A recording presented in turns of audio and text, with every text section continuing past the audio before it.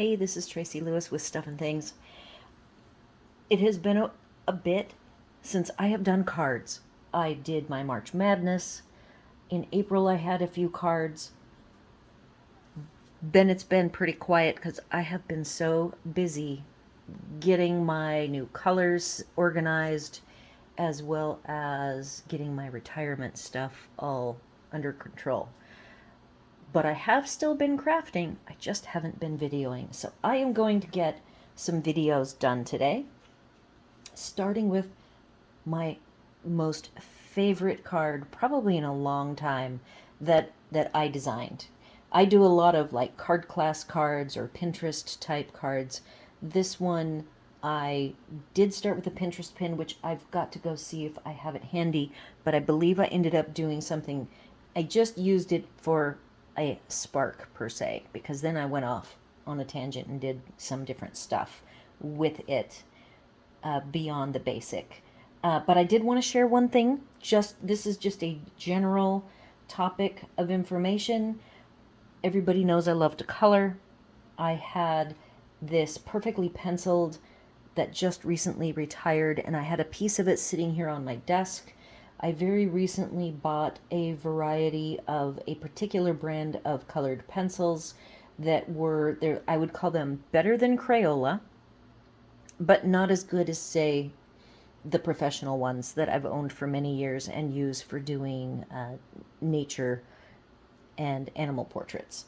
So I had this piece sitting here, and I just wanted to show you and give you the idea to put in the back of your mind if you are wanting to do coloring. You maybe have some paper that's black and white. This paper is a beautiful pattern. It has lots of lines and a little bit of shadowing, but it's all black and white. I don't have a piece of it. This is just a piece that was sitting here. So I ended up coloring. This is done with what's called the Castle Arts gold pencils. And this flower down here and this little flower. So this quadrant was done with gold, and this quadrant was done with their non-gold version, which is just called the Castle Arts colored pencils. There are 72 of each of them, and the gold are an oil-based, so predominantly oil from what I hear, and the non-gold, I believe, are more of a wax-based. I come from a background of using oil-based as well as the Stampin' Up watercolor pencils dry, so that's kind of my main experience that I have. Like, I don't come from the Prismacolor world like I know a lot of people and a lot of YouTubers do. So I will tell you, I liked both, coloring both sections. They were a little bit different for each section.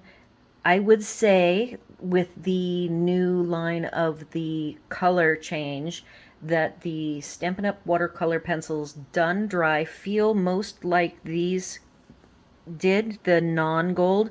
So they don't feel oil-based to me. They feel dry. And a dry pigment that just is begging to be activated, but I never activate them because I like to use them dry. Whereas the flowers on this other half here, that I would say they're a little bit more vibrant.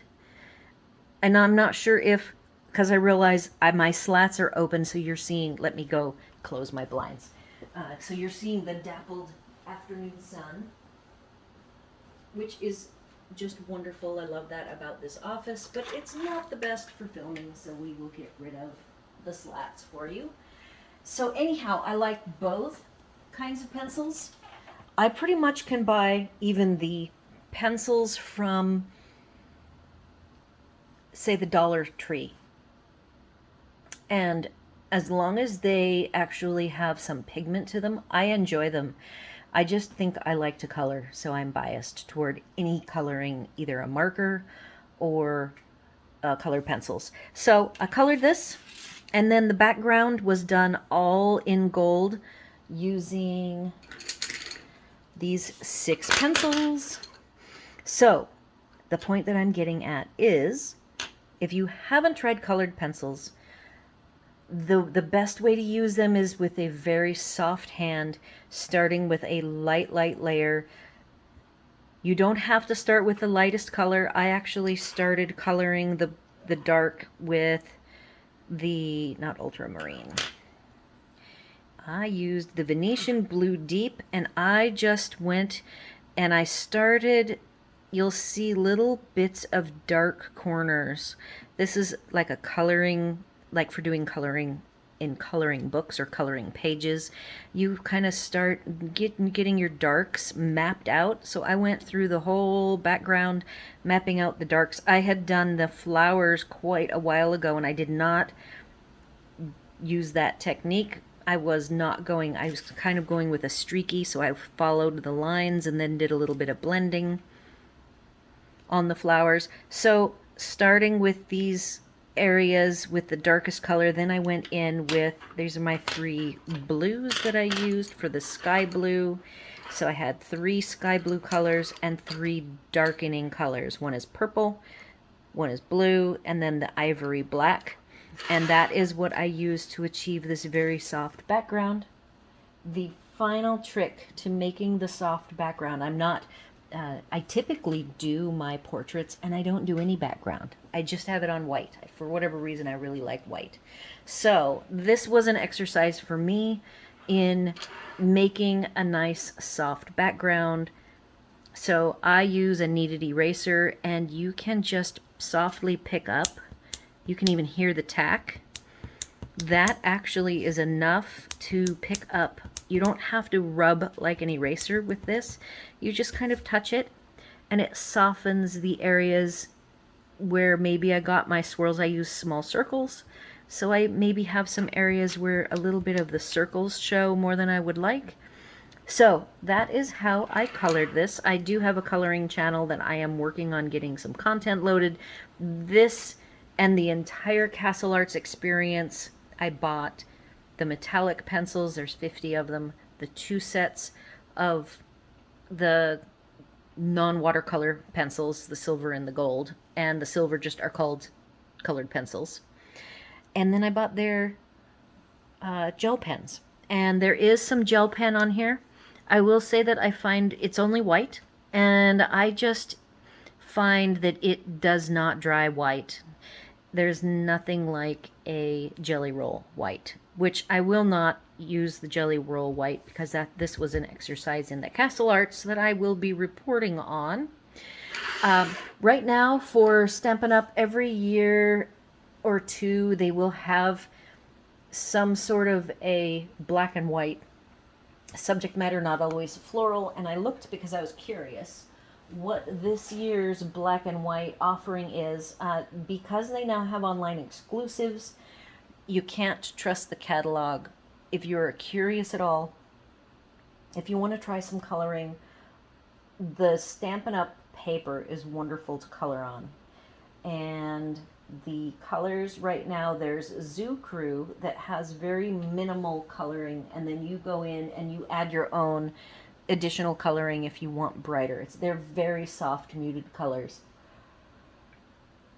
So for instance, the turtle has no color on its belly and his face. His back is colored. The raccoon has the balloons colored, but he is not colored. The hippo has, it's cut off, a tutu colored, but the hippo isn't colored. So there's lots of little images that you can color on. I see that there's different sizes of images with Zoo Crew. Some of the images are bigger and some of them are smaller. The Altogether has the hands, and it went with the 1 through 10, or is it 0 through 10? The flesh tone blends, which I own and love. I use them for all sorts of things other than skin. I don't actually do a lot of people. It's mostly nature and coloring scenes from stamps, but I don't own a lot of people images. So Altogether is black and white. There's even some geometric shapes. There's hearts. So don't just think hands for coloring.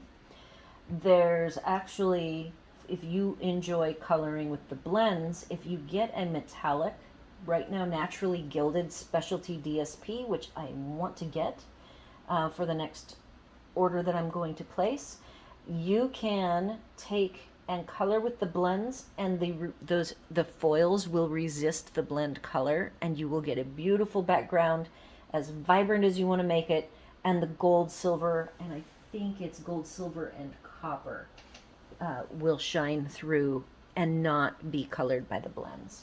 So I just wanted to put a little blurb in about coloring in general.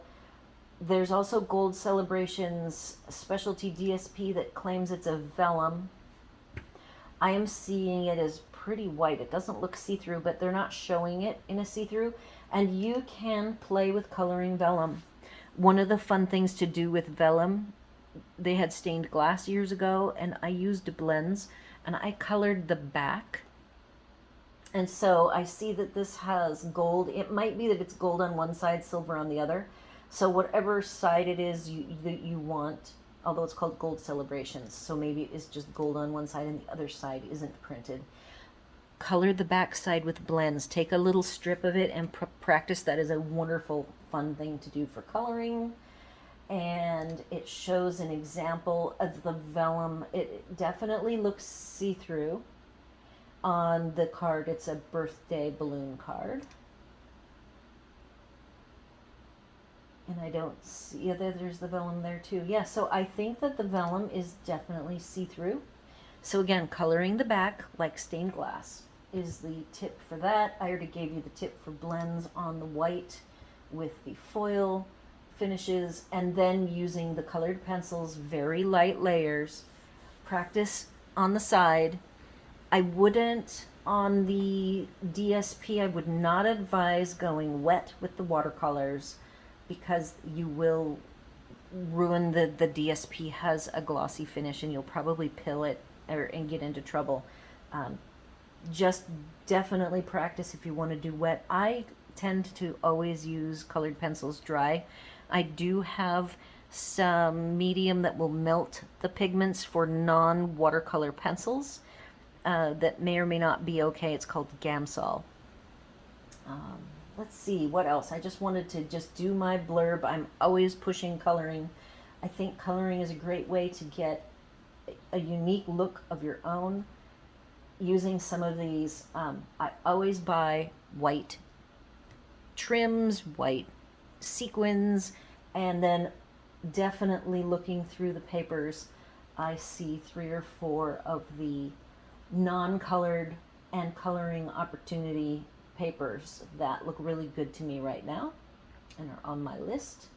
If you have any questions, comments, or concerns about the coloring, be sure to leave them in the comments, even though I'm going to move on now to the card. In fact, I probably could have had this its own video, but it just this piece of paper or DSP all colored in. I just finished it, and so it's on my mind. So that's my shameless plug for coloring.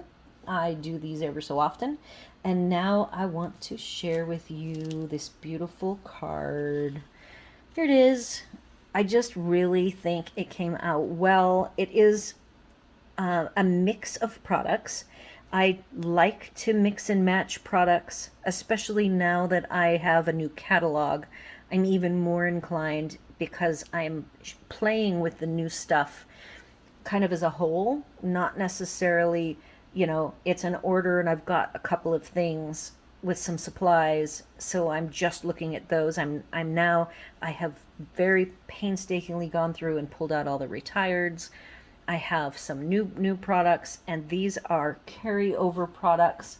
So the carryover products I was putting back in after resorting them alphabetically. So this is a mix of Lighting the Way, which I had not used yet, which is why Libby and I were crafting together, and I had just done a project with her using Queen Bee. So when we were looking at this project, which was a Pinterest pin that did have this round element in the back, and I think it had this, I would call it a firefly. I think people call them lightning bugs too, but fireflies. So she had done the firefly a little different than I ended up doing it, and she had this round, I believe she used the same, which for me was I used Stylish Shapes largest circle. I used the large blending brush, which I now have both sizes of blending brushes, the large and the small. You have to ignore the Daffodil Delight. That was just from a swap that I did, and it's kind of, I'm afraid to take it off now. I actually use these for any color, and when I am done coloring with them, you'll see that nothing comes off on my fingers, except for the fact that I just finished card class, and that thumb is very, very inky. I may be getting a little bit off. So before I use this for a new color, I don't ever wet these bristles. They're very, very fine bristles. I actually will rub on a piece of scratch paper or like copy paper because my printer sits here, and I will just do a bunch of circles until I wear off as much color as possible, and then I will introduce any color that I want to, although green is definitely one of the dominant colors for me. So starting from, I colored a whole A2 size sheet and then picked my favorite part of it to do the cutout after I did all the stamping. So I inked up and then I went ahead and stamped and then stamped off for the greens that are in the distance. Those all are greens from the Lighting the Way stamp set. And then this is from Lighting the Way, and I believe the lettering is from Queen Bee. Because again, I had Queen Bee already sitting out, and I thought it would be nice to have something behind the circle. So I added the behind the circle. Best Wishes. Oh, I should have figured out where Best Wishes came from. I will have that on the supplies list. I don't have the stamp set handy.